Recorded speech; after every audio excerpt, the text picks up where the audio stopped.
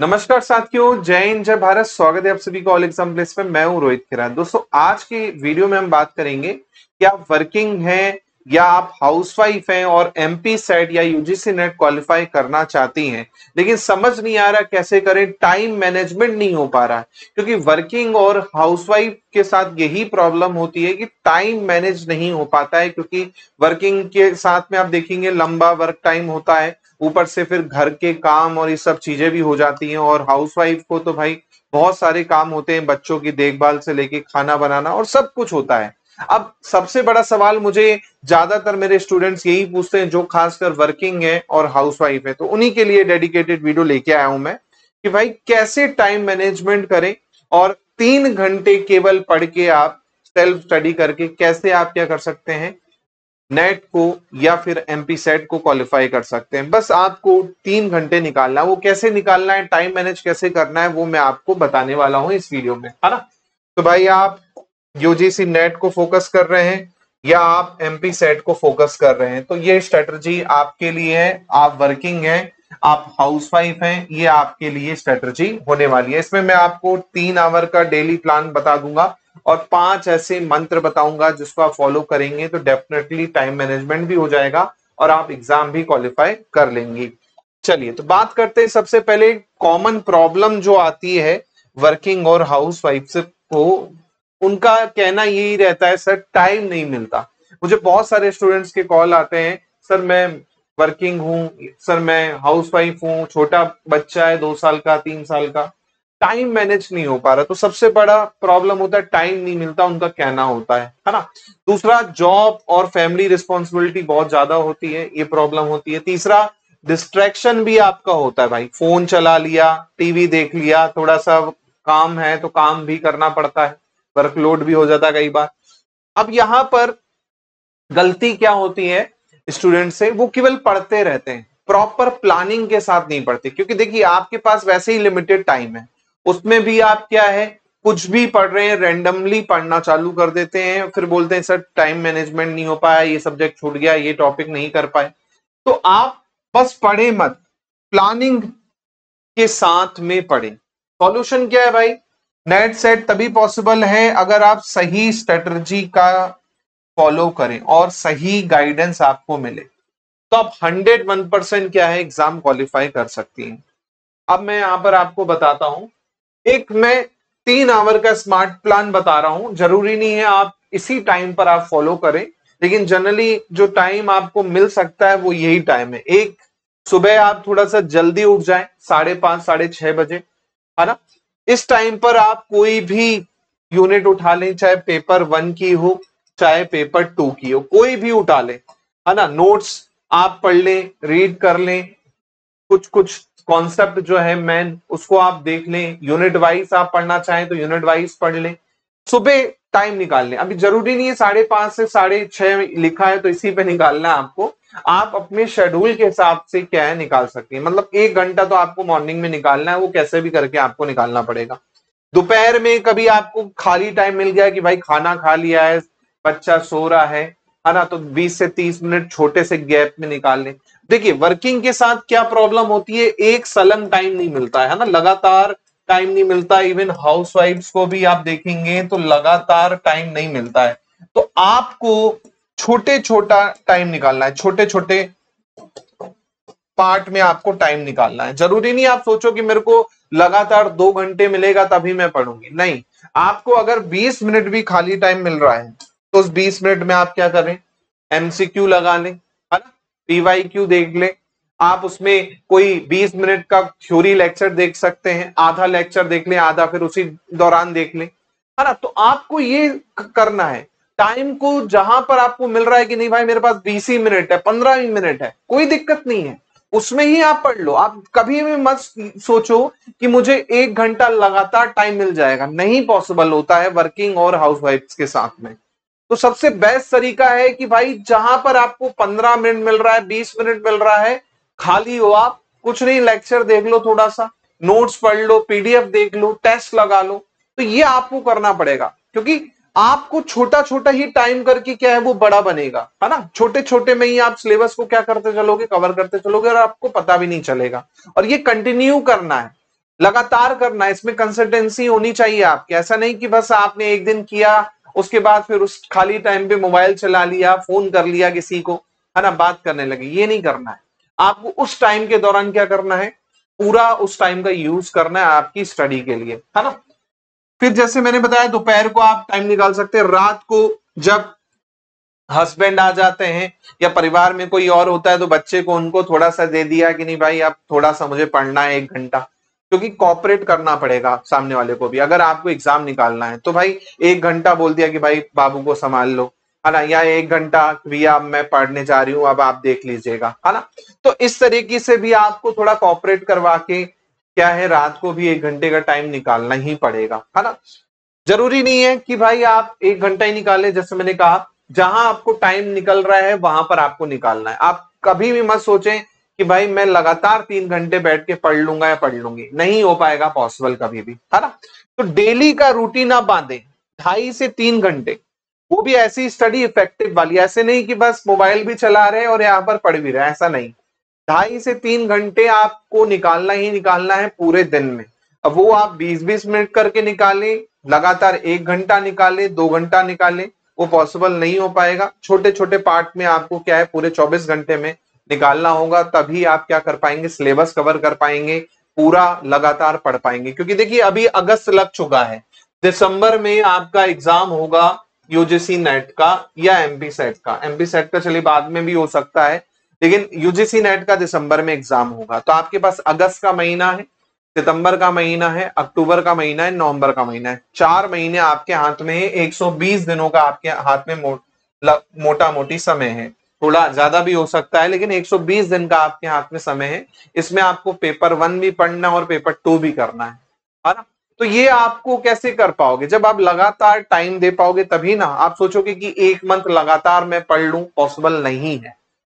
आपको अभी से थोड़ा थोड़ा समय लगा के डेली कवर करना है, क्योंकि कोर्स बहुत ज्यादा है। पेपर 1 का पेपर 2 का बहुत बड़ा सिलेबस है, इसको कवर करने के लिए समय चाहिए ही चाहिए आपको, है ना। तो 3 घंटे के हिसाब से आप देखेंगे तो 12×3=36 हो जाता है। 360 घंटे हैं, इतने में आपका पेपर 1 भी हो जाएगा, पेपर 2 भी हो जाएगा। पेपर 1 में आप देखेंगे तो लगभग 100 से 120 घंटे का सिलेबस होता है पेपर 1 का, और पेपर 2 का आप देखेंगे तो 200 से 250 घंटे का सिलेबस होता है मोटा मोटी। इतने में आप पूरा कवर कर सकते हैं आराम से। आपका पेपर 1 भी हो जाएगा, पेपर 2 भी हो जाएगा, पी/क्यू भी हो जाएंगे, मॉक टेस्ट भी हो जाएंगे, सब कुछ हो जाना है। बस आपको टाइम निकालना पड़ेगा, है ना। इसी प्रकार आप यहां पर क्या है, एक वीक का प्लान स्ट्रक्चर बना दें। अब ये पर्सन टू पर्सन वेरी करता है। फॉर एग्जाम्पल जैसे मैंने भाई Monday, Tuesday, Wednesday, Thursday, Friday, Saturday और संडे, है ना। अब ये 6 दिन जो है आपको थ्योरी पढ़नी है, 6 दिन थ्योरी पढ़नी है आपको, जिसमें आपको पेपर 1 पेपर 2 दोनों, कोई भी यूनिट उठा लीजिए। यूनिट 1 से स्टार्ट कर दिया मान के चलिए टीचिंग एप्टीट्यूड में, है ना, या फिर हिंदी में आपने यूनिट 1 से हिंदी का इतिहास चालू कर दिया। कोई भी यूनिट उठा लीजिए जो आपको सही लगे, वो उठाइए, लगातार 6 दिन पढ़िए। 7वें दिन संडे के दिन रिवीजन मारिए उसका, और उसके जितने पीवाईक्यू हैं उनका मॉक लगाइए, है ना। तो उससे आपको समझ में आ जाएगा कि भाई मैंने इतने दिन लगातार ये चीजें पढ़ी, अब इसके क्वेश्चन बना लेती हूँ। गलती क्या होती है स्टूडेंट से, वो पढ़ते रहते हैं लेकिन क्वेश्चन नहीं लगाते। जब आप क्वेश्चन लगाओगे ना तभी आपको समझ में आएगा कि आपने कितना पढ़ा और कितना आपको याद है, और कितना उस थ्योरी से आपके एग्जाम में क्वेश्चन पूछे गए। तो सबसे बड़ी दिक्कत यही होती है, लोग प्रैक्टिस नहीं कर पाते हो, बाद में बोला जाता है कि सर एग्जाम में आया तो था, पढ़ा तो था, लेकिन ध्यान नहीं है। क्यों ध्यान नहीं है भैया? प्रैक्टिस ही नहीं किया आपने क्वेश्चन की।